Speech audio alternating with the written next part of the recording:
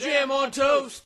Hey there, welcome to the Jam. I'm Cameron. Today the toast is to Face Off. This video is in response to Roosterteeth's horribly named podcast Screenplay, where every week JJ and the gang pick a new movie for us to watch and discuss, and this week was Face Off. So the short sell on this one is that a FBI agent literally trades faces with a criminal to get intel on a bomb in LA, and he gets stuck with that face for a little bit while having to compete with the criminal who's now wearing his face. It's actually a pretty unique concept. I gotta give credit where credit's due. My love it for this one is how crazy Cage gets. It's almost like a Joker character. It's really good. And what a good casting choice that would be for a new Joker. My hate is definitely the Raid.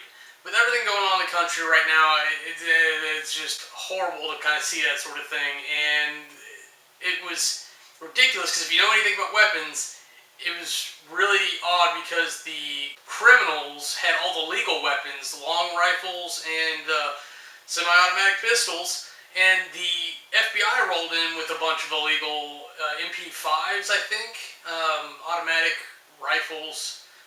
They're really small caliber, not super great for doing anything but just lighting up a room. You're supposed to go in there to try to capture them. It's just so wrong. And I think even at one point, I think Cage has a pistol and he pulls the trigger and the effects people just went nuts. He just unloaded the whole clip in one shot. I don't know what was happening with that. The MVP for this, it's impossible not to do it this way, is Nicolas Cage and John Travolta. They both did such a fantastic job. And either role would have been worthless without the other person there. This is really a movie that gives them their acting credits and shows what range, especially Nicolas Cage, has in his acting ability, all in one movie. It was just fascinating. Let's go on to categories. Aesthetics. Look, there's a lot of great action here, and it's still kind of holds out.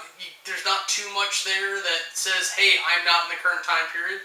Yeah, it was the 90s, and the only thing missing from that is a lack of tablets and cell phones and like an FBI smart board where they're waving their hands all over the place.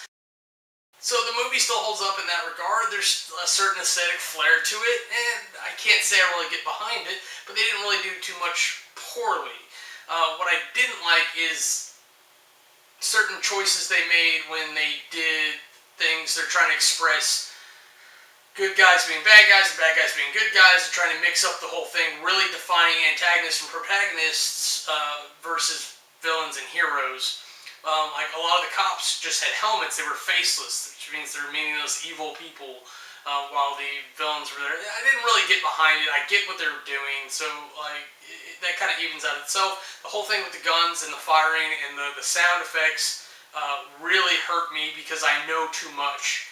But I'm not going to say everyone would. So ultimately it's a good job, but just not to my preferences on a lot of things.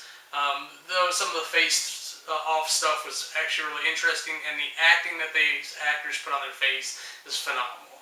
Aesthetics gets an 80. Character development.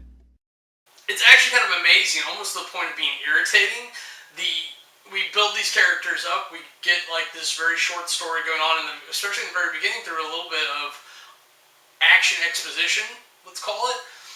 So we get that, and then we have to go forward, and we have to rebuild the characters a little bit.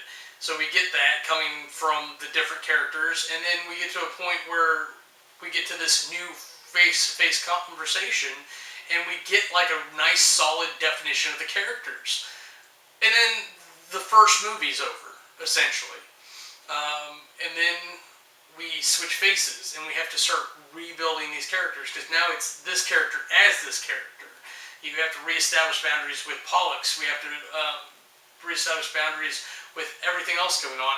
As the entire movie's going on, it's like, well, okay, we kind of know who Castor Troy is, we know who Agent Archer is, and now we have to see how they are as each other, and how well they know each other. And it's really the second movie is just a drawn-out version of the first, to a certain degree.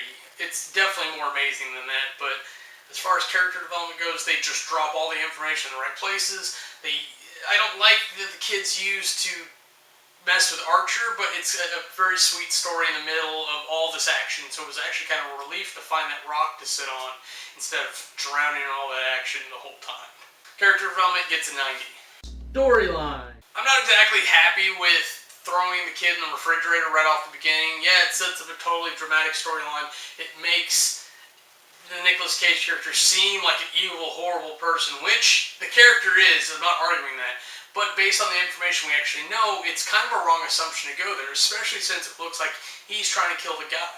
And based off that, we really don't know anything. It could have been an FBI agent trying to snipe a criminal who's playing with his kid on a merry-go-round.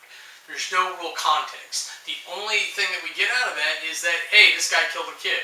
And then we jump to the future. Then we start kind of learning about what's going on with the relationship between the two guys and why he was trying to kill him and why it's acceptable or not that we get that character out of the way. And where it gets interesting is where they switch roles, where the good guy has to be a bad guy doing good things.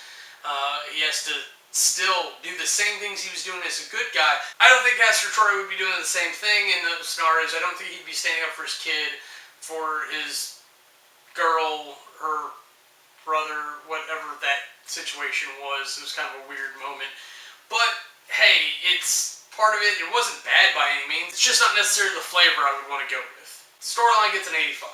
Compulsion. This is actually an academically incredible movie to watch and understand. For a good time, it's a lot of action, so if you like that, by all means, eat this up. For me personally, it's not so much.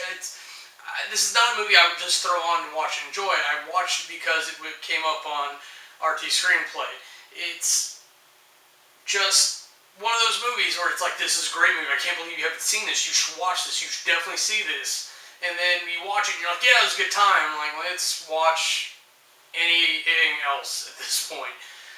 So it's got one of those kind of weird feelings where it's a great movie, but it's probably a one-time watch. Compulsion gets an 80. Now, if you total all that up, you get an average of 83.75. For my review, like I was kind of blathering about before, it's a great movie. It's really worth the watch, but I don't think you're going to watch this one over and over unless you're just an action fanatic or you're an academic trying to pick apart all the points of it, because it's got a lot of good stuff in there. It's got some formulaic stuff as well, but academically, that's really good stuff to pay attention to, you know? In the end, I got to recommend this one. If you haven't seen it, if you have, I'm sure there's plenty of other action movies out nowadays that you'd rather be watching. That's it for me. Have a wonderful day. I am Cameron. If you want to see anything else we're up to, go ahead and click the annotations and they'll take you to our other channels.